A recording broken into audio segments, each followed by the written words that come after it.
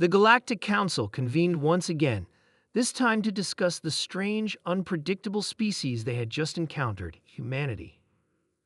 Representatives from every corner of the galaxy, from insectoid hives to crystalline entities, gathered in the Council's massive chamber. Their discussions had ranged from the usual matters of trade and diplomacy to more peculiar concerns, like humanity's incredibly rapid reproduction rate. The species, small by galactic standards, had thrown the Council into a frenzy. They reproduced with astonishing efficiency, and their offspring, rather than being born in pods or hatching from eggs, emerged from the female's body, an act that was practically unheard of in the Council's diverse biological systems. To the other species, this was a matter of great confusion. "It cannot be true," exclaimed Exeler, a being of living plasma, flickering with nervous energy. "These humans, there must be some sort of error in their biology." "I'd assure you, it's not an error," said Captain Alara of the Terran Space Fleet. Her voice rang through the chamber, steady and unshaken. She stood at the forefront of the Council, a human in a sea of alien faces. Her people had long since learned that, when dealing with the galactic powers, boldness was sometimes the only path to survival. And yet, how can this be? Kathi, an ancient scholar from the Hydros species, raised his many arms in exasperation. "We have seen so many species across the galaxy. All of them lay eggs, or at the very least, birth in a way that resembles our processes. But humans, they do not hatch from eggs. How is this possible?" The Larda paused, her dark eyes flicking to the ancient beings who surrounded her. This wasn't just a scientific discussion. It was a matter of pride for humanity. She could see that they had underestimated them once again. "Perhaps because we don't need eggs," Alara said calmly, her tone cool, yet a trace of something else, something like a challenge, lingered in her words. "Perhaps because we are different. Our strength is not in our biology alone, but in our resilience, in the ability to adapt and overcome. We don't need eggs to survive. We need only our minds and our will." The chamber fell silent. The idea that humans, with their fragile biology and seemingly unremarkable size, could stand before such powerful entities and claim their dominance in reproduction was unheard of. The Council had always assumed that species that didn't lay eggs were somehow weaker, more vulnerable, as if the act of hatching from an egg provided a certain level of protection or inherent strength.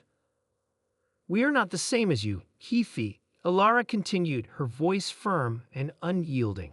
"We don't need shells to protect our young.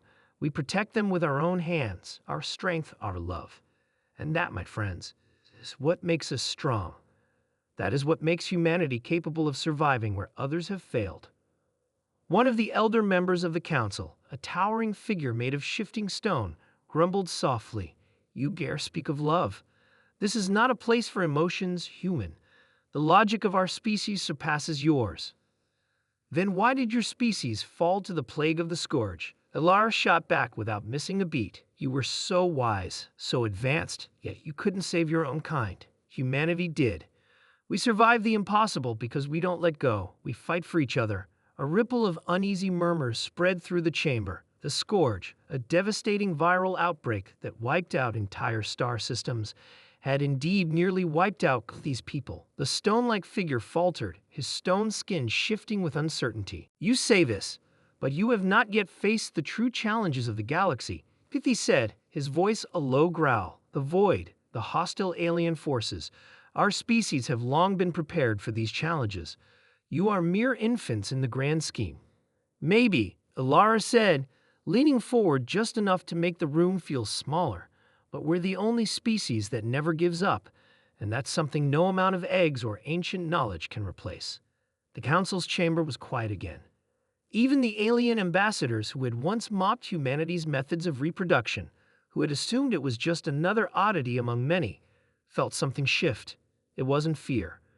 It was something far worse in the eyes of the other species, respect. Perhaps there is something to your words," said Jikar, the gelatinous being from the farthest reaches of the galaxy. "But I still fail to see the point.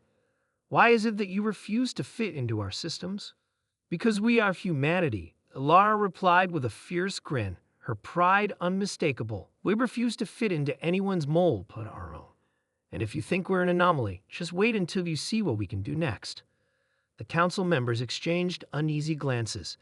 They had long prided themselves on their unity and knowledge, but humanity's unpredictable nature, their ability to survive without following the well-established galactic norms, made them a force to be reckoned with. Alara's words had struck a chord, a reminder that the universe was a vast, chaotic place where anything could happen, and it was impossible to truly predict the future. As the meeting drew to a close, the atmosphere had shifted. No one spoke directly to Ilara after that, but they watched her with a mixture of awe and fear. She had done the impossible. She had reminded them that the true strength of humanity lay not in the scientific formulas or ancient rituals they had assumed governed the universe, but in the human spirit itself. "Remember," Ilara said, turning to leave, "babies don't hatch from eggs. We hatch from experience, and we will keep hatching again and again until the universe has no choice but to respect us." With that, she walked out of the chamber, her confidence radiating, leaving behind a room full of stunned and contemplative faces.